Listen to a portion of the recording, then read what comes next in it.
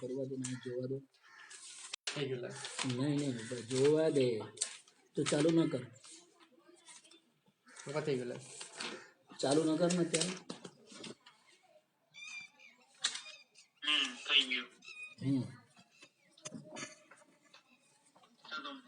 ચાલો ચાલુ કરો हाँ बनने वाले सर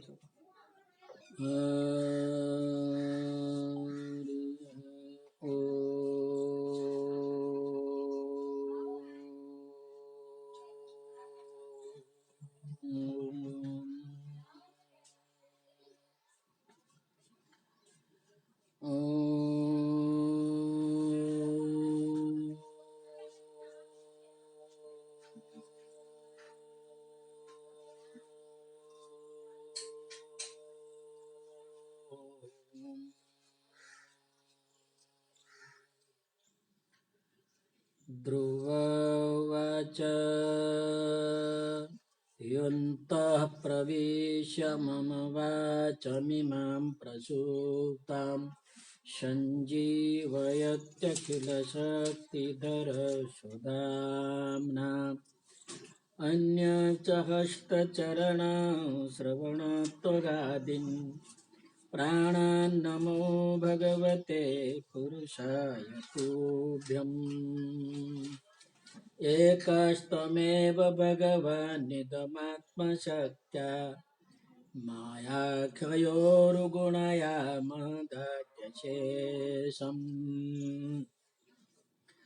सृष्टानुवेश्य पुरुषस्तदसद्गुणेषु नानेव दारुषु विभावसु विभाषि तद्दत्तया वयुनयेदमचष्ट विश्वम्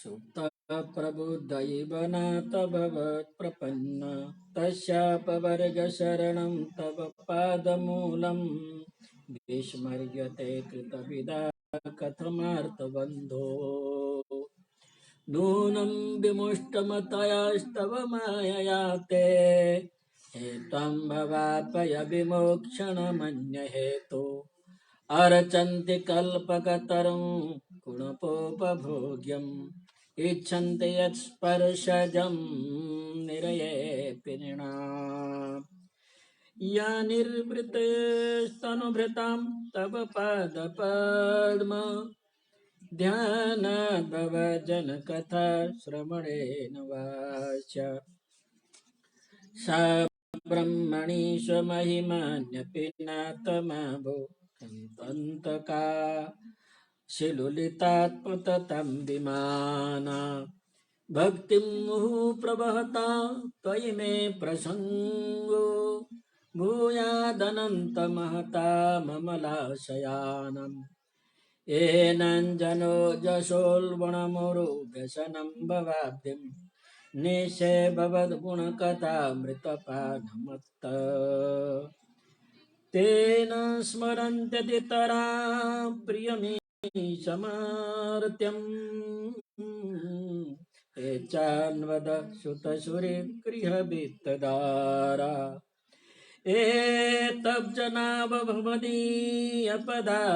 एतब्जनावभवदीयपदारविन्द सौगन्धलोब्धहृदये सुकृत प्रसङ्गा तिर्यङ्गद्विजसरे श्रीपदैत्य देवदैत्य मर्त्यादिभिः परिचितं सदसद्विशेषम् रूपं थविष्टमजते मदाद्यनेकं नातं परं परमवेद्विनयत्र वाद कल्पान्त एतदखिलं जठरेण गृह्णन् शेते पमन् स्वदृगनन्तसखस्तदङ्गे यन्नाभिसिन्धुरुह काञ्चनलोकपद्म गर्भेद्युमान् भगवते प्रणतोऽस्मि तस्मै तं नित्यमुक्तपरिशुद्धविशुद्धिबुद्धात्मा कूटस्थादिपुरुषो भगवन्त्रधीश यद्बुद्ध्यवस्थितिमखण्डितया च दृष्टा द्रष्टाचितावधिमखो व्यतिरिक्त आशे। ये 15वां श्लोक है। आज 15वां श्लोक की व्याख्या आज होगी। वदनं मधुरं नयनं मधुरं हसितं मधुरं हृदयं मधुरं गमनं मधुरं मधुराधिपतेरखिलं मधुरम् विबुद्धात्मा कूटस्थ आदि पुरुषो भगवान् प्रदीश। या बुद्ध्यवस्थितिमखण्डितया सुदृष्ट्या द्रष्टाश्चितावधिमको व्यतिरिक्तास्ते।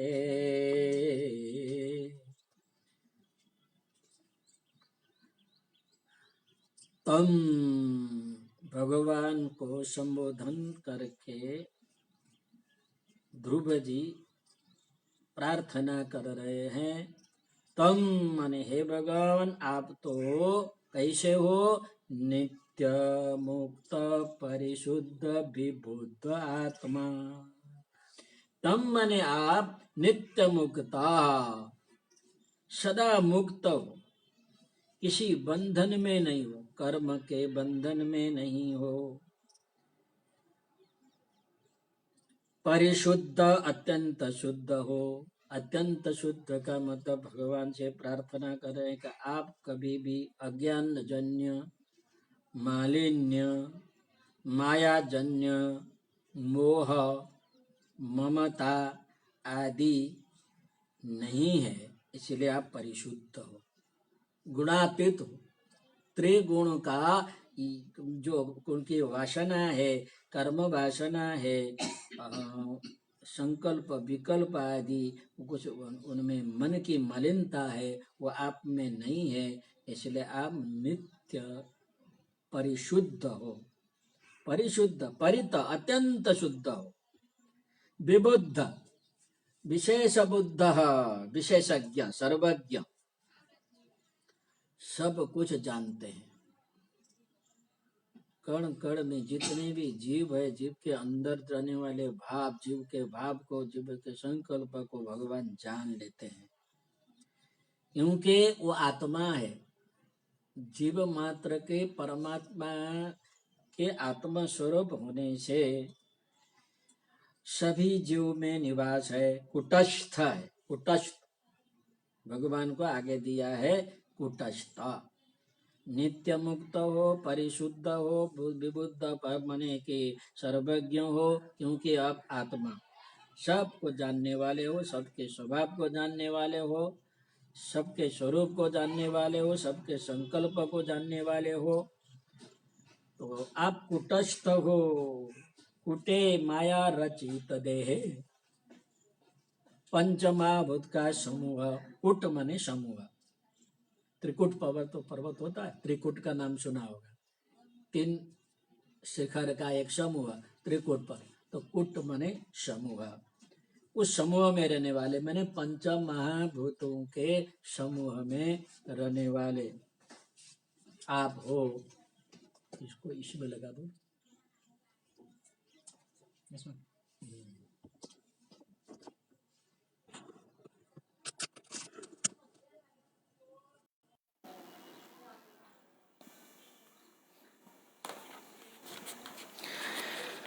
माने कुटस्थ, कुट माने पंचमहाभूत के समूह से माया बने हुए जो शरीर है उसमें रहने वाले, उसमें रहते हुए भी निर्विकार। कुटस्थ का 2 भी अर्थ है, रहने वाले हो। और आदि पुरुष, आदि पुरुष माने सृष्टि से पहले, जब सृष्टि नहीं था तब भी थे, बराबर। ऐसे सृष्टि से पहले रहने वाले भगवान षडैश्वर्य संपन्न, आपके पास 6 ऐश्वर्य है। त्रयधीश, त्रयधीश मैंने त्रिलोकाधिपति, तीनों लोग के अधिपति हो अथवा तीन गुणों के अधीश हो, आपके तीनों गुणों का नियंत्रण है, आप सदा मुक्त हो। जीव आपकी कृपा से सांसारिक बंधन से मुक्त हो सकता है। आप मायातीत हो, सर्वज्ञ हो। जीव माया मोह उपहित है, अज्ञानी है, आप सर्वात्मा है। जीव बद्ध है, जीव जड़ात्मा है, जड़ के साथ रहने वाले आत्मा है। आप निर्विकार हो, जब जीव षड्विकार है। भगवान कुटस्थ है, निर्विकार है, और जीव है सविकार है। षड्विकार, 6 विकार होते हैं। जन्म लेता है, बढ़ता है, विपरीत माने उसमें परिणाम आते हैं, क्षय प्राप्त होता है, मरता है, यानी कि जन्म मरण होता है जीव में। भगवान में 6 विकार नहीं होते। आप अनादि अनंत हो, जीव तो अभी अभी जन्म लेने वाला हो, उसका आदि भी है, अंत है। भगवान में आदि अनंत नहीं है। तो इतना फर्क है जीव में। नित्य मुक्त भगवान है, जीव पर नित्य बद्ध है। भगवान सर्वज्ञ है, जीव अल्पज्ञ है। माने भगवान गुणातीत है, जीव गुणाश्रित है।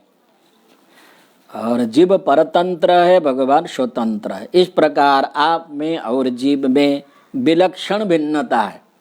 ठीक है ना? जीव में और उनमें विलक्षणता है। उनका कारण बताए, बुद्ध्यवस्थितिम, बुद्ध्यवस्थिति बताए। बुद्धि की अवस्थिति माने बुद्धि की अलग अलग अवस्थाएं होती। सर्वावस्था में अखंडित जाए, अखंड रूप से, एक रूप से, समान रूप से, स्वदृष्टा चैतन्य रूप से दृष्टा देखने वाले हो। बुद्धि की 3 अवस्था होती है। बुद्धि क्या चीज है पहले समझे। बुद्धि कुछ वस्तु को पहचानने की योग्यता, वस्तु को पहचानने की योग्यता, ये बुद्धि है। योग्यता विशेष जो क्षमता है, बुद्धि किसी को पहचानने की क्षमता है बुद्धि। बुद्धि क्षमता ये गर्भावस्था में से ही निर्मित होता है। गर्भावस्था में से ही बुद्धि अवस्था। 3 अवस्था जो बालक के मुख्य अवस्था है, 3 अवस्था।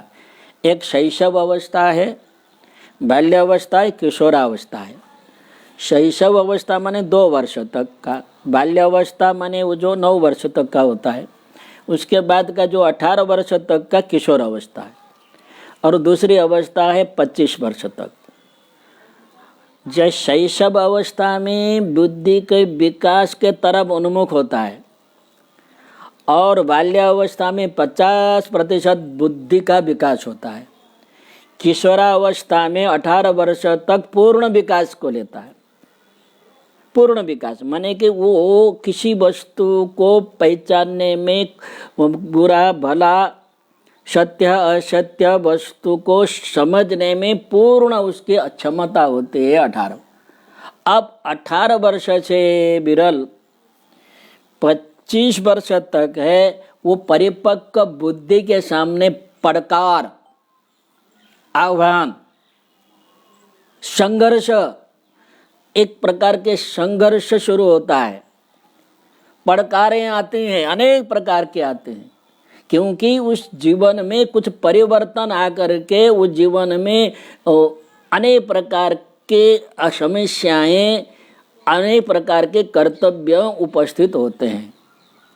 एक प्रकार उसके समय, उस समय में संघर्ष करने की, उसके समय निर्णय लेने की क्षमता वो बुद्धि में होती है।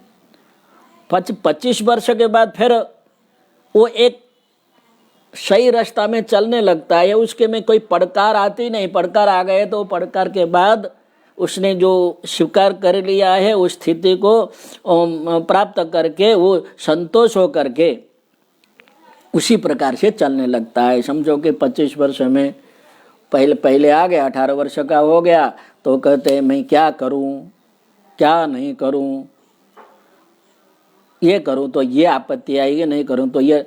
पर जब 25 वर्ष का होता है, उसकी शादी भी हो जाती है, उस नौकरी भी लग जाती है, तो उसका एक रास्ता निकल जाता है। तो अभी उसकी बुद्धि का विवेक मन के द्वारा कोई निर्णय करने की आवश्यकता नहीं पड़ती है। बराबर, कहाँ जाना है, क्या लेना है, उसको एक रास्ता मिल गया होता है। तो इसलिए 25 वर्ष तक ये बुद्धि की एक अलग अलग अवस्था है। परंतु बाल्यावस्था में जो बुद्धि है, शैशवावस्था में जो बुद्धि है, किशोरावस्था में बुद्धि है, सभी अवस्था में जो बुद्धि वाला जो व्यक्ति है, उस सभी अवस्था में भगवान अखंड रूप से, एक रूप से भगवान अपने चैतन्य रूप से देखते हैं। जब तीनों की 4 अवस्था है, उसमें अवस्था में भी भगवान एक ही अवस्था है।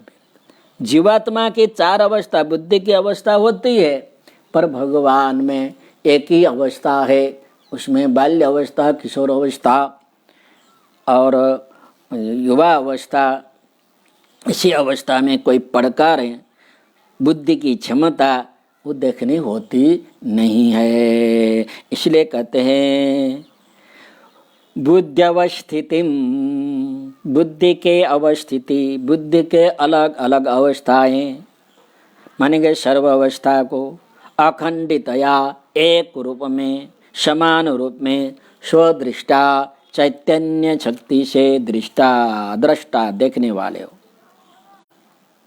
और स्थितौ, संसार को पालन करने के लिए अधिमखः, यज्ञ के अधिष्ठाता। क्योंकि यज्ञ जब सृष्टि हुई तो जगत को पालन करने के लिए एक व्यवस्था के लिए यज्ञ हो गए। यज्ञेन यज्ञमय जंत देवास्तानि धर्माणि प्रथमान्यासन। यज्ञ द्वारा धर्म, समाज में एक समाज की व्यवस्था हुई है। जब भी यज्ञ करते हैं तो सभी समाज उस यज्ञ में लग जाते हैं और समाज की सेवा में लग जाते हैं। ऐसे स्थितो, संसार के पालन के लिए अधिमख, यज्ञ के अधिष्ठाता, यज्ञ करने कराने वाले आशे हो, विष्णु रूप हो। यज्ञो वही विष्णु कहा गया ना, विष्णु रूप हो। तो ऐसे आपको, आप नित्य मुक्त परिशुद्ध अवस्था वाले आदि पुरुष कुटस्थ निर्विकार त्रिगुणातीत भगवान को तीनों अवस्था में, बुद्धि की तीनों अवस्था में अखंडित रूप से देखने वाले, चैतन्य मात्र रूप से देखने वाले, सर्वद्रष्टा,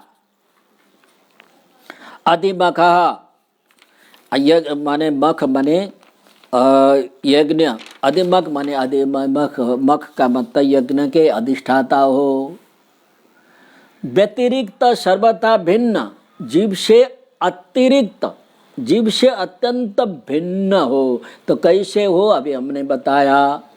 भगवान सर्वैश्वर्य संपन्न है, जीव में एक भी ऐश्वर्य न है। भगवान त्रैधीश है, जीव कोई किसी का अधिपति नहीं है। 3 गुणाधीश है, अर्थात आप सदा मुक्त है। जीव आपके कृपा से बंधन से मुक्त होता है, परंतु सर्वथा बंधन में पड़ा रहता है। अयम आप मायातीत हो, सर्वज्ञ हो। जीव माया मोहित है, अज्ञानी है। सर्वात्मा है जीव, परमात्मा, जीव बद्ध है। आप निर्विकार हो, जीव सविकार है। भगवान अनादि अनंत है, जीव आदि अंत वाला है। जन्म मरण उसका जीव का होता है। भगवान षड संपन्न, जीव में एक भी ऐश्वर्य नहीं है। इस प्रकार भगवान जीव से व्यतिरिक्त सर्वथा भिन्न है। और जीव में 3 बुद्धि की 3 अवस्थाएं होती है, पर भगवान में 3 अवस्थाएं नहीं होती। ऐसे अधिमख माने यज्ञ के रक्षण करने वाले, विष्णु स्वरूप आपको नमन करता हूँ। फिर एक शब्द भगवद श्लोक को बोलिए। तम नित्य मुक्त परिशुद्ध विशुद्धात्मा, तम नित्य मुक्त परिशुद्ध विमुक्तात्मा, कूटस्थ आदि पुरुषो भगवान त्रधीश, कूटस्थ आदि पुरुषो भगवान त्रधीश, यद्बुद्ध्यवस्थितिमखण्डितया सुदृष्ट्या, यद्बुद्ध्यवस्थितिमखण्डितया सुदृष्ट्या, द्रष्टा स्थितावधिमखो व्यतिरिक्त आश्रय, आस्ते भी है आश्रय भी है, दोनों रूप है। व्यतिरिक्त आस्ते, आस्ते माने है, जीव से अलग स्वरूप में वर्तमान है। अब 16वां श्लोक है।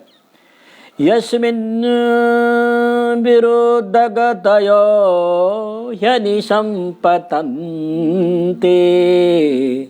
विद्यादयो विविधशक्तयानुपूर्व्यात्, तद्ब्रह्म विश्वभवमेकमनन्तमाद्यम्, आनन्दमात्रमविकारमहं प्रपद्ये।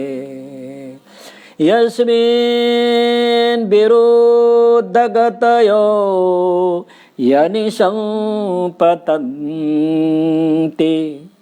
यस्मिन् विरुद्धगतयो यनिसम्पतन्ते, विद्यादयो विविधशक्तयानुपूर्व्यात्, तद्ब्रह्म विश्वभवमेकमनन्तमाद्यम्, आनन्दमात्रमविकारमहं प्रपद्ये। आनन्दमात्रमविकारमहं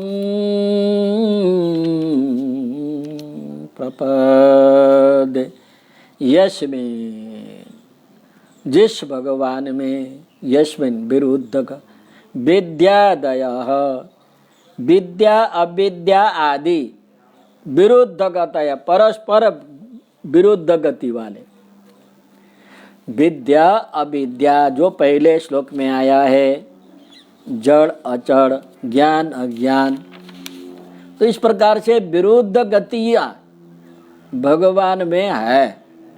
विविध शक्तयः, विविध शक्तियां है। अनुप्रव्या क्रमशः, अहनिशम, अहनिशम शब्द है, अकस्मात्, निरंतरम पतंती, उत्पन्न होते हैं, प्राप्त होते हैं, निरंतर पतंती, प्राप्त होते हैं। विरुद्ध शक्तियां, आप देखें कभी शौशल्य वात्सल्य आदि भगवान में गुण दिखाई पड़ते हैं, तो कभी कभी नरसिंह रूप धर करके हिरण्यकशिपु को नाखून से उसका हृदय फाड़ते हुए भी देखते हैं। कभी एक हाथ में भगवान वंशी धारण करते हैं, तो एक हाथ में चक्र हाथ में लेते हैं। और विरुद्ध गति, भगवान में अलग अलग विरुद्ध स्वभाव दिखाई पड़ता है, तो ये पता नहीं चलता है कि उनकी शक्ति कैसी है। विरुद्ध गति, विश्व भवम, विश्व से भव उत्पत्ति यस्मात्, जिस भगवान में विश्व से भगवान की उत्पत्ति होती है, विश्व की भगवान के ने विश्व की उत्पत्ति होती है। ऐसे एकम अखंडम, एक माने अखंड, एक स्वरूप, आद्यम अनादि, जिसका आरंभ नहीं है, अनंत जिसका अंत नहीं है, आनंद मात्र है, परमानंदमय है, अखंड आनंद स्वरूप है, ऐसे आनंद ही आनंद, अगाध आनंद वाले। आनंद कितना है हम कह नहीं सकते, क्योंकि भगवान के साक्षात्कार करने से वो आनंद हमको कितना मिल रहा है पता नहीं चलता। वो आनंदमय स्वयं हो जाते हैं भगवान के साक्षात्कार से, अथवा तो भगवान में आनंद ही आनंद है और जीव में अखंड आनंद नहीं है, क्षणिक आनंद है। जीव कोई भी विषय भोग को भोगता है उसमें क्षणिक आनंद आता है, उसके बाद उसी विषय से आनंद के जगह में दुख उत्पन्न होता है। परमात्मा में आनंद ही आनंद है। जैसे हम विषय भोग करते हैं क्षणिक आनंद, हम रसगुल्ला को खाते हैं, मुख में लगाते हैं, मुख के जीभ के जड़ में जाते जाते वो मिठासपन बंद हो जाता है। केवल जीभ के अग्रभाग से जीभ के अंदर जाते एक क्षण ही आनंद प्राप्त होता है, और गले के नीचे उतरने के बाद जो बाहर निकल जाए जो आनंद मिल रहा था उसी में घृणा उत्पन्न हो जाती। संसार के विषय ऐसा है, अगर कोई भी विषय हो क्षणिक आनंद है। रूप रस गंध स्पर्श जो भी हम स्पर्श करते हैं, विषय को ग्रहण करते हैं, उनमें क्षणिक आनंद है। आनंद तो है, एक क्षण एक सेकंड आनंद होता है, फिर विषाद उत्पन्न शुरू होता है, विषाद ही विषाद। तो अभिकार है भगवान में, सर्विक भाव रहे, ऐसे भगवान तद ब्रह्मा, उस ब्रह्म को, सर्वव्यापक स्वरूप को,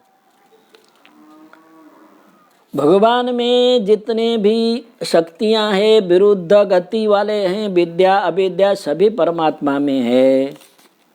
सर्वशक्तिमान है भगवान।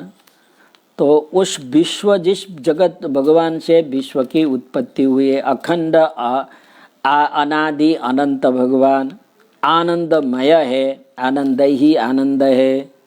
जो जीव है उसमें आनंद नहीं है तो क्षणिक आनंद है। ऐसे अविकारम, जिसके षड विकार नहीं है, ऐसे तद ब्रह्मा, उस ब्रह्म को, वृणाति सर्वं जगतिति ब्रह्मा, सृष्टि करके संपूर्ण जगत में व्याप्त हो करके रह गया है, उस पर ब्रह्म को, परमात्मा को ब्रह्म कहा जाता है। अहम मैं, ध्रुव कहता है अहम मैं, छोटा सा प्राणी बालक ध्रुव, प्रपदे, आपके चरण में शरण लेता हूँ, आपके चरण में शरण लेता हूँ। ध्रुव चरण शरण लेना चाहता है। कोई बालक पिता के गोद में बैठ करके शरण लेना चाहता हो, ऐसे ही भगवान के चरण में शरण लेना चाहता है। क्योंकि जो पिता के गोद में बैठने के बाद जो छोटा बालक निर्भय हो जाता है, उसे भय नहीं होता है, कोई चिंता करनी नहीं होती है, जो भी चाहिए उस बालक को पिता पूर्ण कर लेता है। पर उसके गोद में बैठना चाहिए, उसके शरण में आना चाहिए। तो वैसे ही कहते हैं सर्व पिता भगवान श्री हरि के चरण शरण लेना पा जाता हूँ। ये ध्रुव जी कहते हैं शरणागत हूँ प्रभु जी, अपने अपनी आपने शरण में लीजिए। शरणागत हूँ प्रभु जी, अपनी अपने शरण में लीजिए। मेरे शरण में क्यों आते हो, क्यों क्यों लेना चाहते हो? कहते हैं दुनिया लोक में विश्वास नहीं है, छलवा है जग के जलवे, छलवा है जग के जलवे, चरण में जगह दीजिए। वो छल कपट करने वाले हैं, उनके शरण में हम कैसे जा सके, विश्वास नहीं है। दम निकले तेरे दर पे ऐसा जतन कुछ कीजिए, मेरा प्राण आपके चरण में निकले ऐसे कृपा कीजिए। तेरे दर पे आने को जी चाहता है, शरणागत हूँ प्रभु जी अपने शरण दीजिए। शरणागत हूँ प्रभु जी अपने शरण में लीजिए। छलवा है जग के जलवे, चरण में जग दीजिए। दम निकले तेरे दर पे ऐसा जतन कुछ कीजिए, मेरा प्राण आपके चरण में ही निकले ऐसा आप मेरे ऊपर कृपा कीजिए। कण कण में रहने वाले, दरेक दिल के हर एक दिल के सुनने वाले, शरणागतों प्रभु जी अपने शरण लीजिए। प्रभु हम भी शरणागत है, प्रभु हम भी शरणागत है, स्वीकार करो तो जाने। आपने मेरे ऊपर कृपा की है, आपका कृपा हो गई है, मैं कैसे जानूं? मुझे शरणागत में स्वीकार करो, शरणागत स्वीकार करो तो मैं जानूं आप शरणागत रक्षक हो। अब हम पतित से पावन सरकार करो तो जाने। मैं अपतित हूँ, मुझे पवित्र करो, आपका बनाओ तो मैं जानूं। ज्ञानी तुम में तन्मय है, ज्ञानी तुम में तन्मय है, ध्यानी भी तुमने लय है। हम अज्ञानी चंचल चित्त निस्तर करो तो जाने।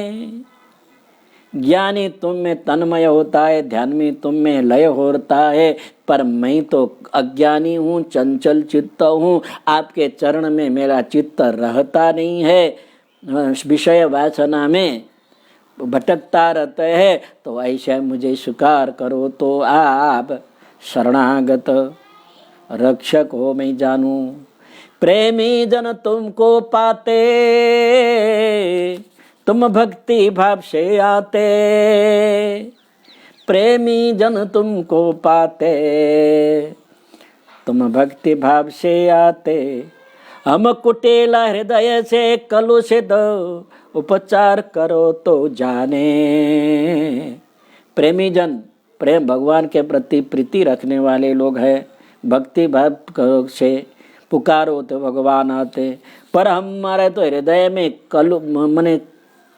हृदय ही कलुषित है, विषय वासना से भरा हुआ है। अब हमारे जो हृदय का उपचार करके हमारे हृदय को शुद्ध बनाओ तो आप कृपा कर रहे हैं, ऐसे मैं समझूं। मुख से क्या तुम्हें सुनाए, मुख से क्या तुम्हें सुनाए, हम कैसे तुमको पाए। मुख से क्या तुम्हें सुनाए, हम कैसे तुमको पाए। क्यों? अगणित अपराध किए हैं, हमने इतने अपराध किए हैं अगणित। अब आपके सामने किस मुख से आपको पुकारूं? इतने पाप किए हैं, इतने अपराध किए हैं, गिने नहीं जाते हैं। अगणित अपराध किए हैं, उद्धार करो तो जाने, उद्धार करो तो जाने। जीवन नैया जर्जर है, जीवन नैया जर्जर है, पल पल विनाश का डर है। ये जीवन का मय नैया है, जर्जर है, जीर्ण है, कभी पड़ जाएगा, कब डूब जाएगा पता नहीं है। पल पल में मृत्यु का भय है, पल पल में माया का डर है। ऐसे भी एक पतित को अब पार करो तो जाने, जीवन नैया जर्जर है, पल पल विनाश का डर है। ऐसे भी एक पतित को अब पार करो तो जाने। प्रभु हम भी शरणागत है, स्वीकार करो तो जाने। प्रभु हम भी शरणागत है, स्वीकार करो तो जाने। अब हमें पतित से पावन करो तो जाने। प्रभु हम भी शरणागत है, स्वीकार करो तो जाने। कन्हैया लाल जी का कोई कवि है, उनका भजन है, बहुत सुंदर भजन है, शरणागत का भजन है। यही भाव ध्रुव का अंतिम श्लोक का भाव भी यही है। भरो फिर एक दफे उस श्लोक को वाँचो। यस्मिन् विरोधगतयो यानि संपतान्ते, विद्यादयो विविधशक्तयानुपूर्व्य, तद्ब्रह्म विश्वभवमेकमनन्तमाद्यम्, आनन्दमात्रमविकारमहं प्रपद्ये। आनंद मात्र है जिनका अभिकारी है, इनको अहम माने मैं प्रपद्ये शरणागत हूँ। उसी शरणागत के बारे में मैंने कुछ भजन भी सुनाए। इस प्रकार से भजन करते हुए, शरणागत को स्वीकार करते हुए आगे प्रार्थना कर रहे हैं। वो कहते हैं तुम इस प्रकार सकाम स्वरूप की प्रार्थना क्यों कर रहे हो। कहते हैं सकाम भक्ति से मोक्ष की प्राप्ति होती है। इस बात को पुष्टि करने के लिए 17वां श्लोक से प्रार्थना कर रहे हैं।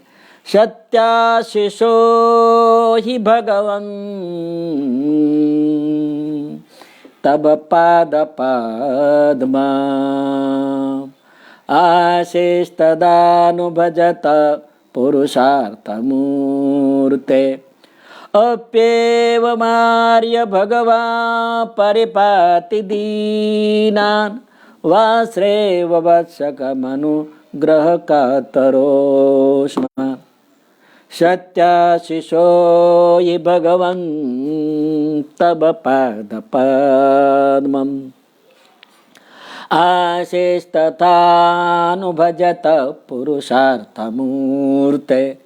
अप्येवमार्य भगवान् परिपाति दीनान्, वात्रेव वत्सकमनुग्रहकातरोऽहम्। वात्सेव वत्सकमनुग्रहकातरोऽहम्। पदविच्छेद देखो। सत्याशीषः हि भगवन् तब पाद पद्मम्, आशी तथा अनुभजतः पुरुषार्थमूर्ते। अपि एवं आर्य भगवान् परिपाति दीनान्, वा आश्रयेव वत्सकम् अनुग्रहकातरः अस्मान्। हे भगवान, भगवंस्तदा तव पाद पद्म में भगवान वहाँ शब्द आया। हे भगवान पुरुषार्थमूर्ते, अभी परम पुरुषार्थ के स्वरूप हो। मूर्ति माने स्वरूप। आप परम पुरुषार्थ हैं, यहाँ 4 पुरुषार्थ में यहाँ लेना है परम पुरुषार्थ, अंतिम पुरुषार्थ, धर्म अर्थ काम मोक्ष। धर्म को देने वाले ब्रह्मा जी वगैरह देवता हैं, अर्थ को देने वाले भी अनेक देवता हैं, अग्नि आदि देवता है, काम को देने वाले भी अनेक देवता हैं, परंतु आप तो मोक्ष को देने वाले, पर पुरुषार्थ मोक्ष को देने वाले, आपका देने के लिए आपका स्वरूप है। आपने साकार मूर्ति क्यों धारण किया है कि भक्त आपके स्वरूप का ध्यान करते हुए, आपके स्वरूप का वर्णन करते हुए, आपके चरित्र का वर्णन करते हुए मोक्ष की प्राप्ति करे। इसलिए भक्त के ऊपर अनुग्रह करने के लिए आपने साकार स्वरूप धारण किया है। पुरुषार्थ मूर्ते, मोक्ष को प्रदान करने के लिए आपने मैंने ये स्वरूप को धारण किया है। पद पद्मम, आपके चरण कमल को अनुभजतः, भजने वाले, किस प्रकार से भजने वाले? आशीष, राज्यादि कामना से, राज्य प्राप्ति की कामना से, यहाँ आशीष शब्द लेना। आशीष सत्यासी ही, उसको सच्चा परमार्थ फल मिलने हम देते हैं। सत्यासी जो कामना से भी बचते हैं, कोई भी आपको कोई कामना से बचते हैं तो वो भगवान उस कामना को पूर्ति करते हुए मोक्ष को भी प्रदान करते हैं, सत्य को भी देने वाले हो। सत्याशीषाई भगवान तव पाद। एवं अपि आर्य, ऐसे होते हुए भी, संपूर्ण कामना को पूर्ण करने वाले, मोक्ष को देने वाले होते हुए भी, हे आर्य, यहाँ आर्य शब्द स्वामिन शब्द में है। सर्व ऐश्वर्य संपन्न स्वामी वाचक करता है। हे आर्य, हे जगत के स्वामी, हे जगदीश्वर, दीनान, हाँ अच्छा, दीनान, सकाम भजन करने वाले, अत्यंत दीन भाव को रखने वाले, अस्मान हमारे भी भगवान श्री हरि परिपाति रक्षा करते हैं, पालन करते हैं। कोई आपको सकाम भक्ति करता है, सकाम भजन करते हैं, उनकी कामना को पूर्ति करते हुए मोक्ष को भी देते हैं। ऐसे भगवान आप होते हुए भी हमारे जैसे दीनहीन, यहाँ दीनहीन का अर्थ ये हुआ है कुछ भी कामना न करते हुए आपको भजने वाले हैं। कुछ भी कामना नहीं है। जो बालक है माँ के गोद में जा करके बैठता है, उसके हृदय में कुछ कामना नहीं है कि मेरी माँ है, मेरा माँ के गोद में बैठना चाहिए। पिता के गोद में जाके बैठता है बालक, उसमें कुछ कामना नहीं होती है। पर जो माता है, पिता है, उनको क्या चाहिए? जो आवश्यक है संपूर्ण पूर्ण करते हैं। भले लोग कामना से भजन करे आपको, मैं तो बालक हूँ, कोई कामना क्या करना चाहिए जानता नहीं हूँ। इतना जरूर जानता हूँ, आपके चरण में शरण लेना चाहता हूँ।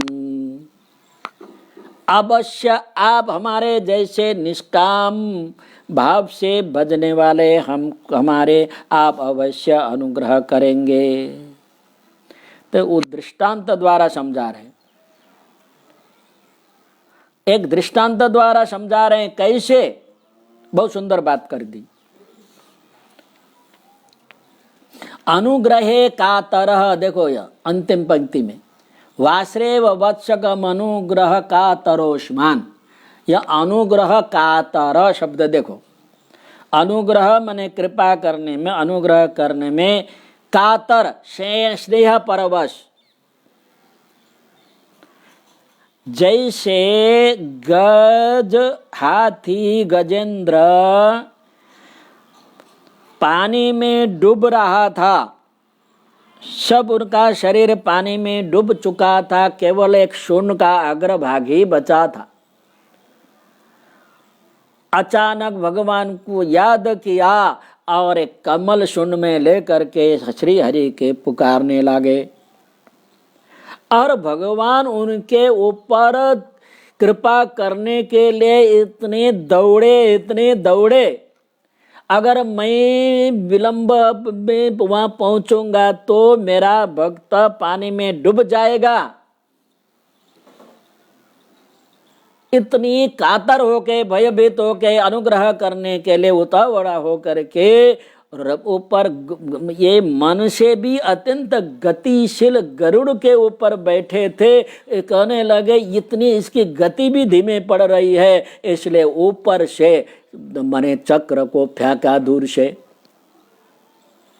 वो चक्र जा करके जो मकर था उसका मुख में प्रहार किया और गजेंद्र को मुक्त कराया। इस प्रकार से अनुग्रह कातराहा, भगवान भक्त के ऊपर अनुग्रह करने में कातर होते हैं, स्नेह परवश होते हैं। कातर का अर्थ यहाँ कातर माने डर अर्थ नहीं है, हाँ डर भी है, भक्त को कुछ न हो जाए या डरते।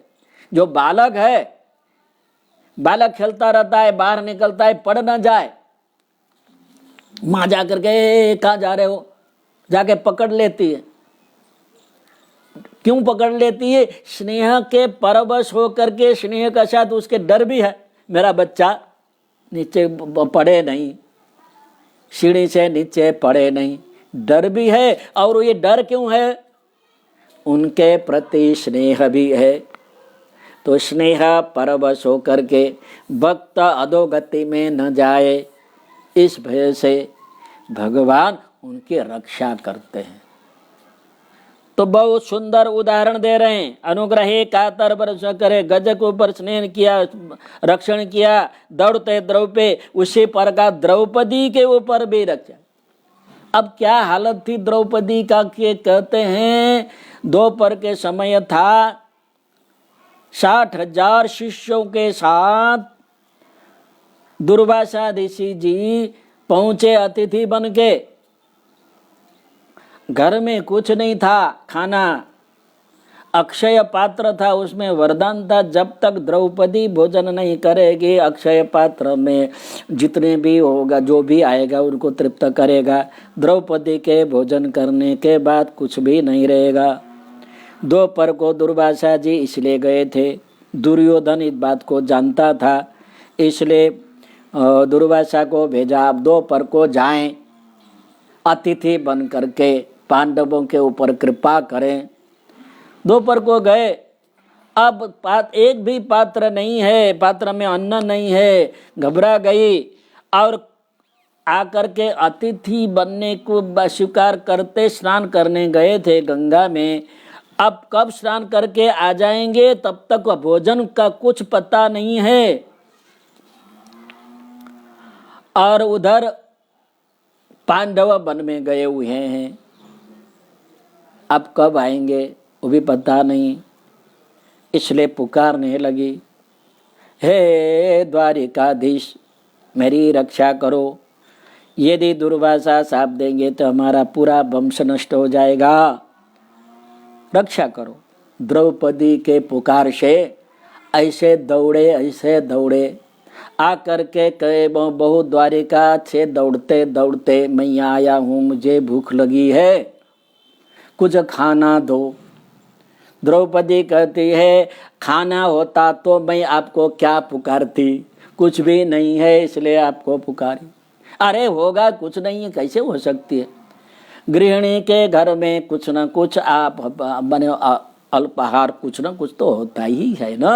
होगा, चले गए भंडार में देखने के लिए, वो पात्र अक्षय पात्र पड़ा था, उठा करके देखने लगे, ऊंचा करके ऊपर देख करके देखने लगे, सूर्य की तरफ देखा, आप प्रकाश अंदर आ जाए, अरे ये तो नहीं है ऐसे बोलते, इसमें तो है ना। तो उसके अंदर एक कण, अन्न का कण पड़ा हुआ था। प्राणाय स्वाहा ऐसा बोलते भगवान ने स्वीकार किया। अब भगवान के प्राण में प्राण तृप्त होते ही जगत तृप्त हो गया, और जगत तृप्त हो गया, दुर्वासा 60,000 ऋषि भी तृप्त हो गए। उसके हृदय पे गले में से उड़कार आने लगे। अब पेट देखते हैं तो बड़ा फूला हुआ है, अब खाने की इच्छा नहीं है। अब विचार करने के लिए लगे, अब हमने संध्या बंदन आदि कर लिया, उधर भोजन तैयार किया होगा, और लेने के लिए भीम आ जाएंगे, और हम नहीं जाएंगे तो उनके हाथ में गदा होती है, उसका कब प्रहार करेंगे, ऐसे भगो। वहीं से भग गए दुर्वासा जी 60,000 ऋषि। इस प्रकार भगवान अपने भक्तों के ऊपर कृपा करने के लिए स्नेह परवश होकर के दौड़ते हैं। इसलिए भगवान को कहा गया स्नेह अनुग्रह का तरह, कृपा करने के लिए स्नेह परवश और दौड़ने वाले, रक्षा करने के वाले। उदाहरण देखते हैं, वासरा इव, यहाँ उदाहरण दूसरा दिया है। वासरा इव, वासरा माने लिखना हो तो लिखो नव प्रसूता गौ, धेनु, वासरा शब्द है। नई ब्याई हुई गाय, वत्सकम, बछड़े को दूध पिलाने के लिए कैसे दौड़ती है। वन में गई हुई है गाय चराने के लिए, इधर बछड़ा बंधा हुआ है, सायंकाल हो गया है, और बछड़े से मिलने के लिए गाय कैसे दौड़ती है। इस प्रकार से दौड़ती हुई आती है गाय, वैसे सिंह व्याघ्रादि रक्षण के करते हुए वही भगवान के सप्त भक्तों को कामना पूर्ण करते हुए संसार से भय से रक्षण करने के लिए भगवान दौड़ते हैं, उसके ऊपर अनुकंपा करते हैं। समझ में आया? एक दृश्य देखो, सायंकाल हो गया है, प्रातःकाल गाय वन में चरने गई है, और नव प्रसूता है, छोटा सा बछड़ा है घर में बड़ा हुआ, वो दिन भर माँ माँ माँ करके बैठी हुए, भूख से कब मेरी माँ आएगी, कब मेरी माँ आएगी, दूध पिलाएगी, आशा से। और उधर जब शाम को गाय आती है, बछड़े को मिलने के दौड़ती है। ऐसे दौड़ते उसी प्रकार से भगवान भी अपने भक्त के ऊपर अनुकंपा करने के लिए, पोषण करने के लिए, रक्षण करने के लिए सदा तत्व सर्वदा भगवान आते हैं, भक्तों के पास आते हैं। इस प्रकार ध्रुव जी भगवान के चरण कमल में शरणागति प्राप्त करने के लिए प्रार्थना करते हुए चरण कमल में दंडवत प्रणाम करते हैं। क्योंकि आज भक्त भगवान के पास गया नहीं है, भक्त के पास भगवान आए थे ना। बालक था, उसको पता नहीं था, गुरु के कहने से, गुरु के वचन के ऊपर विश्वास रख के, नारद रूपी गुरु के विश्वास रख के तपस्या कर रहा था। तो उसके ऊपर कृपा करने के भगवान आए और उनकी कृपा करके और उनसे मिले। अब उसको क्या देना है, इतना ज्ञान दिया भगवान ने, अपने अनुकंपा की, तो उसके शरणागत दंडवत प्रणाम करते हैं और भगवान ध्रुव की प्रशंसा करने लगता है, ध्रुव की प्रशंसा करते हैं। श्री भगवानुवाच वेदाहन्ते व्यवसितं हृदि राजन्यबालका तत्प्रयच्छामि भद्रं ते दुरामपि सुब्रतः। हे राजन्य बालक, हे क्षत्रिय बालक,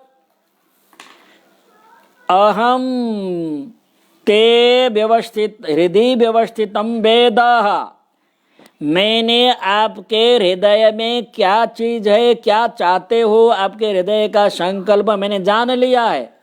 भले तुम बोलते हो मुझे कुछ नहीं चाहिए, परंतु तुम्हारे हृदय में एक अलग कामना है बेटा, वो मैंने जान लिया, जिसके प्राप्त करने के तुमने यह बड़ा दृढ़ व्रत किया है।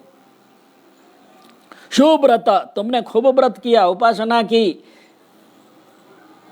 कुछ भी खाया नहीं, 6 महीना तक रहा, पत्ते भी छोड़ दिया, श्वास को भी रोज चलाना छोड़ दिया, मेरी कठोर उपासना की है। ये तुम्हारा संकल्प दुर्लभ तो है, दुरापम अपि, आपके ये सामान्य कोई मनुष्य उस वस्तु को उसको प्राप्त नहीं कर सकता है, तो भी प्रयच्छामि, मैं तुमको दे देता हूं। अरे भगवान के जो परम भक्त थे संपूर्ण ऐश्वर्य समर्पित कर देते हैं। कृष्ण ने जब माने भक्त थे सुदामा जी, जा करके वहाँ माने उसमें द्वारिका में गए, उनको एक मुट्ठी चने के उसमें तंडुल के बदले में संपूर्ण ऐश्वर्य दे दिया। अपने को भी देना चाह रहे थे ऐश्वर्य के साथ, लक्ष्मी जी ने पकड़ लिया हाथ, अपना को तो रोको, ऐश्वर्य दे रहे हो तो, हाँ? तो संपूर्ण दे लिया, मांगे बगैर दे दिया। और दिया तो पता नहीं था कि हमको दिया है भगवान ने, जब घर में आए तब पता चला संपूर्ण ऐश्वर्य दिया है। और सामने पे वो जो अपनी पत्नी भी पहचान में नहीं आई थी, दिव्य रूप धारण करके स्वागत करने लगे। अब तुम स्वागत करने के लिए कहाँ, कौन आ गई, मेरे पत्नी कहाँ है? मैं तो वही पत्नी हूँ जो जीर्ण शीर्ण वस्त्र पहन करके, मेरे बच्चे भी जीर्ण शीर्ण वस्त्र पहन करके भूखे थे, अभी देखो कितना भाई सुंदर पीताम्बर धारण किया, भगवान की कितनी कृपा है। और तुम में कोई वस्त्र परिवर्तन नहीं किया, वही वस्त्र है। जाते समय वो पीत जगा न पगा, एक फटा हुआ मने ऊपर से कंचुक था और पग में कुछ नहीं थे, वैसे तुम आ गए, पर भगवान ने हमको सब कुछ दिया है। पर भक्त को नहीं देते, भक्त को इसलिए नहीं देते कि अभिमान में आकर के, ऐश्वर्य में आकर के मुझे भुला देता है, इसलिए उसको भक्त को नहीं दिया, पर भक्त के संबंधी को सब कुछ दे दिया है। इसलिए हे ध्रुव, तुम हृदय में संकल्प रख करके इतनी कठोर तपस्या की है, इसलिए तुम जो चाहते हो वो मैं देता हूँ। भद्रम ते, तुम्हारा कल्याण हो, मैं दे देता हूँ। क्या दे रहे हो? नान्ये अधिष्ठितं भद्र यद भ्राजे श्रुं ध्रुवक्षिति यत्र ग्रह ताराणाम ज्योतिषम चक्रमाहितम। 20वां श्लोक है। भद्रम ते, तुम्हारा कल्याण हो हे ध्रुव, ब्राजेष्णु, ब्राजिष्णु माने तेजोमय, ध्रुवक्षिति अचल दृढ़ निवास स्थान, कभी भी प्रलय नहीं होता है। ऐसे अन्य अपि अधि न अधिष्ठितम, किसी अन्य देवता ने भी वो स्थान प्राप्त नहीं किया है। ऐसा स्थान ग्रह क्षत्राणाम, ग्रह नक्षत्र तारा जिनके चारों तरफ है, ज्योतिषम चक्रमाहितम, जिसको ज्योतिष चक्र कहते हैं, ऐसे ध्रुव पद को, जिसमें धर्म अग्नि कश्यप शुक्र तारा सहित सप्तर्षि नित्य प्रदक्षिणा करते हैं, इस प्रकार के ध्रुव पद को, जिसको भगवान का धाम कहते हैं, मैं वो तुमको धाम को दे देता हूँ। नान्यै अधिष्ठितं भद्र यद ब्राजिष्णु ध्रुवक्षिते यत्र ग्रह चत्राणाम ज्योतिषम चक्रमाहितम। ज्योतिष चक्र के बीच में जो तेजोमय ध्रुव स्थान है वह तुमको दे देता हूं। सोऽपि संकल्पजं विष्णु पादसेवोपसादितं प्राप्य संकल्प निर्वाणं नाति मृत्यो वेगात् परम। जैसे वहाँ भगवान ने सब कुछ देते हुए भी सुदामा प्रसन्न नहीं हुए। कहते हैं सुदामा जी अपने कुटीर को छोड़ करके वो भवन में नहीं गए। वैसे ही ये ध्रुव भी सोऽपि, वो ध्रुव भी संकल्प से भगवान के सेवा की और जो ध्रुव पद प्राप्त किया वो प्राप्त करके प्रसन्न नहीं हुए।